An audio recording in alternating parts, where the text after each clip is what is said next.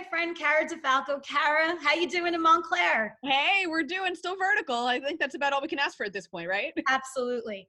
So we're both TV girls, and we were just saying how almost liberating this is. You know, we're free of makeup and lighting and any sort of direction, and we're just winging it, and I love it. Yes, yes. Well, and I love that you did this because it's just so typical of you and your personality that you were like, well, I have nothing else to do, so I'm going to document this bizarre thing that's happening in our lifetime. So bizarre. You were at News 12 during Sandy, right? I was, yeah. What Yeah. are the parallels between then and now? I was thinking about that the other day. I guess I miss it to a degree because I miss being on the front lines a little bit, and I kind of miss being that go-to person that people go for helpful information. And I keep trying to remind myself that they're still coming to me for that information. It's just on a different platform and in a different format. And so I'm actually working on a couple of things of like healthy things to do while you're stuck in quarantine, certain foods that can kind of naturally boost your immunity. That of course would be for somebody who's well in the first place, but just trying to put good information out there as best we can.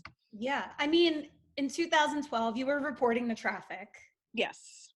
And that was one piece of information that was very important, obviously. But I think now what you can deliver is even more important because, I just wrote a piece on this, how I give my grandmother, who's 87, all the credit in the world because she's cooked like this every single day of her life. She's never done takeout. She's never gone to a restaurant. I would like make fun of the fact that their lives revolved around food. Like, how can people think about food every day, all day? And that's exactly what my husband and I are doing. Yeah, well, all the time. All the time. What else are you gonna? It's like, okay, so what are we gonna have for breakfast? Okay, now what are we gonna have for lunch? Like, there's just the time in between meals is figuring it out. Yes. So you are delivering vital information because you're sharing recipes. You have a treasure trove of them. Yes. And I have nothing. So I'm turning to you to kind of show me the way over here. No, I love it. And it was funny. Even my mom said to me this morning, she goes, because she's been following along. We taught my mother how to use Instagram. Oh, gosh. So she's been following along on Instagram, and she's like, boy, she's like, all those dishes look so delicious. She's like, all we had to do was leave you home alone so you could just cook all day. And I was like, yeah, pretty much. So, and I've been, that's been the nice part about it for me personally. Like, I've had the opportunity now to play with some of these unique ingredients that different companies have sent to me. I've been able to kind of play with different recipes, try recipes that I wouldn't have otherwise because, they had to fit within a certain time frame. So I think for anybody who's creative in any vein, I know a lot of the musicians are out there, just putting on live 30-minute concerts via Facebook and Instagram because it's like, I don't know what else to do, but here's what I have to offer the world. So that's kind of where I feel, where it's like, I don't know what else to do about it, but, I can show you what I'm cooking and I can show you how to make it. If you're bored and the kids are home, you can try it too. Yeah, exactly. And you are at the right place at the right time with this. I mean, nobody wished for this to happen, obviously, but I mean, it's a great way to get your name out there. Yeah. I think for anybody who has an online business or a segment of their business that is online, this is where they can really start to kind of crank it out and just be like, hey, we're here in the best way I know how to be. And I've seen it, same thing across the board. Just like I said, anybody who's creative in any vein. So other food bloggers are putting up all kinds of, great things in daily recipes. It's like, hey, here's what I do know how to do, and I can share it with you. And that's, just what's out there. Exactly. So besides Cara's Cucina, you are still doing traffic. I am still doing traffic. Yeah. So thankfully, technology has allowed for radio to basically be done remotely. So from the same position you see me in now in my office in the basement, I'm able to report traffic live on 1010 Wins. So we've been doing that for the last week already. Wow. So that's actually been nice. That you can still work and get your paycheck and not be. How does that happen? You dial into their station? I'm not a tech person. I downloaded an app, and when I hit the microphone button, I am automatically connected. The anchor or somebody at the station brings me up live when they're ready for me, and that's it. I mean, beyond that, I really don't don't really understand how it works. But it sounds great, and But it's it as if sounds you were in great. the studio. Yeah, yeah, it's nice. I mean, I know a bunch of other people, like a lot of my coworkers have been posting up different things that they've been doing to try to get the sound a little better. One of my girlfriends put her comforter up and over her head so that she had no like echoing effect or anything like that. We got like Roxy girl sitting right next to me for now, but I got to make sure she's upstairs. I got to tell my husband, I'm like, don't like, stop on the floor when you're walking, stuff like that. That is so. Speaking of your husband, he is a cameraman for Channel 2 News. Yes. What is he doing right now? So he's out of the house. He is still out and about. So they have the CBS Broadcast Center shut down. It was actually one of the first ones to shut down because they had a couple people test positive for it across. And people don't understand in any broadcast center, you have one studio that is your local news. Your newsroom might be on a different floor. Something like your national news or a 60 Minutes, that's on a separate studio. Stephen Colbert is across the street. I mean, they basically have a campus in the city. And all the major networks have something like this. So, it was not necessarily somebody that my husband would have gotten in contact with, but there is a communal cafeteria and all these other things where it's like, you might have passed this person in the hallway or not. We're really not sure. So they just wound up shutting the building down.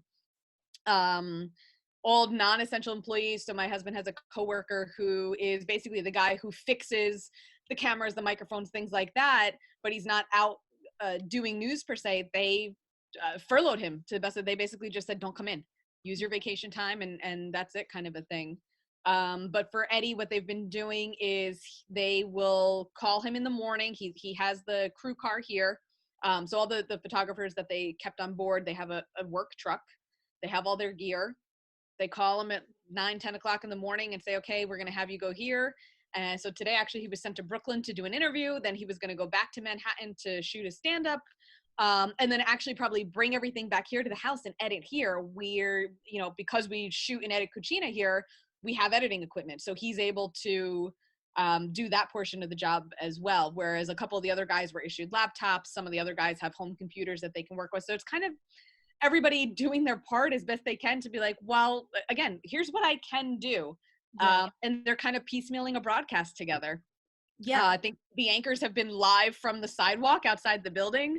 The weather has been in their mobile weather unit. I mean, it's just, it might be the one time the technology has really, shined and showed what it can do for us, where it was like, okay, we can still put this together and put it on. It's not going to look the way we're used to, but we can do it. Okay. Maybe it's going to change things for the better. I mean, maybe now you can work from home doing your traffic reports forever. Wouldn't that be great? That would be fantastic. I mean, because it's really, honestly, it's a mobile app altogether. I mean, it's on, my iPad. So it's really one of those things where, as long as I have internet connection and a pair of headphones, I can be anywhere on the planet and do a traffic report. So. Exactly. So finally, you lend your talents to a small local business in Montclair called Vanilla More. What is going on with them?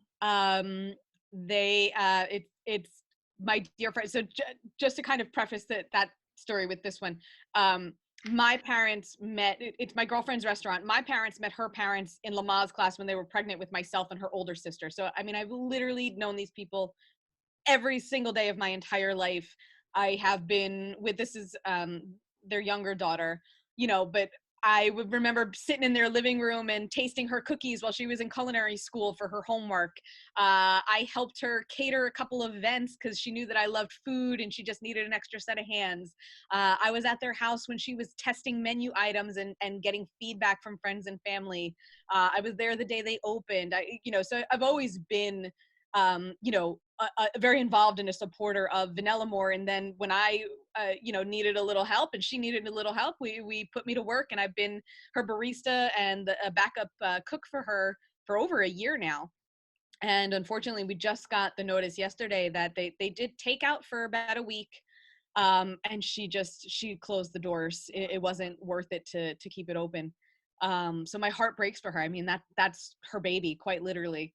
And they're still a relatively young restaurant. They just celebrated the 2-year mark a couple months ago. I mean, and this is the kind of thing that, it'll make or break you.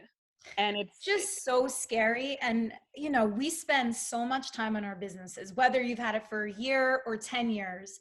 And for so many people, within a matter of days, you could wrap your head around a natural disaster right. or something, but this is an invisible force that's wreaking so much havoc on our society.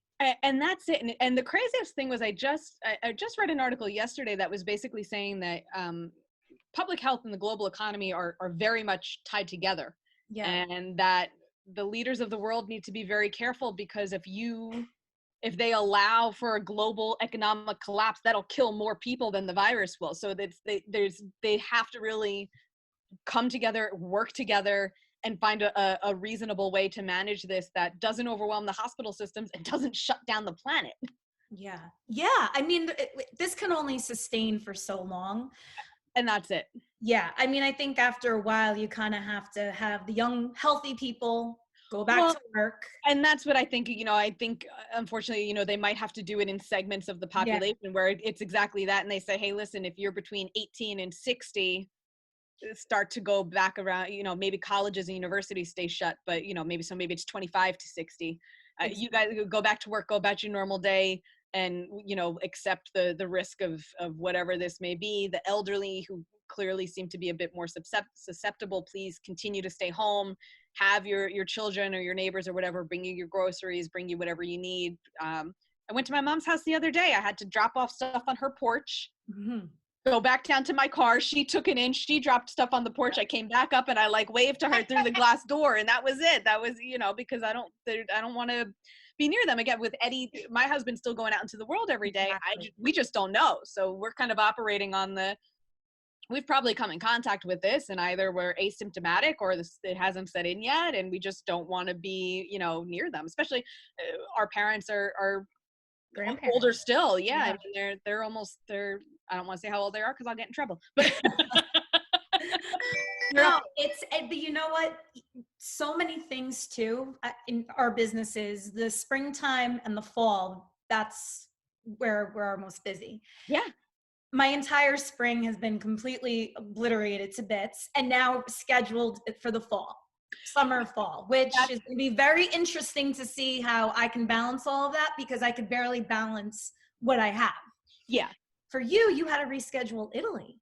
Yeah, that was really the biggest thing. That was we were supposed to leave. Man, we'd be leaving in exactly like a month from today, or in a couple days. And yeah, it was just the saddest. I just crossed it off on my calendar this morning. I was like, But you rescheduled. We rescheduled, yeah, because the trip was planned and everybody was paid. I mean, because we were less than 8 weeks out, so it had to be paid in full. Everything was booked basically. So we just rolled it into the fall. We have tentative dates for October. We're waiting to hear back from the ground people in Italy, but with everything going on over there, they're taking their time understandably so, they're taking their time getting back to us. So the hope is, again, that we'll be able to do this in the fall. And, thankfully, the majority of the people that come on that are retirees, so they have the time and it's not an issue to bump it from one season to the next. Yeah. Not everybody, but a good portion of them. So it wasn't a problem, and I'm really grateful for that. And my hope, honestly, is that, we had 2 tickets left. I'm hoping that the October dates work out better for a couple other people, and maybe we sell out altogether. And I'm really of the, I think you have to be of the mindset that, hey, listen, really everything for a reason, and this is going to work out better, and it's just going to be a better trip overall. It's going to work out better for me personally, for the business, for my family, and that that this is going to be the best way to do it. And like I said, for now, obviously at this point we really can't. Italy's still closed. They're closed through April 3rd, and then the president's going to reassess their situation.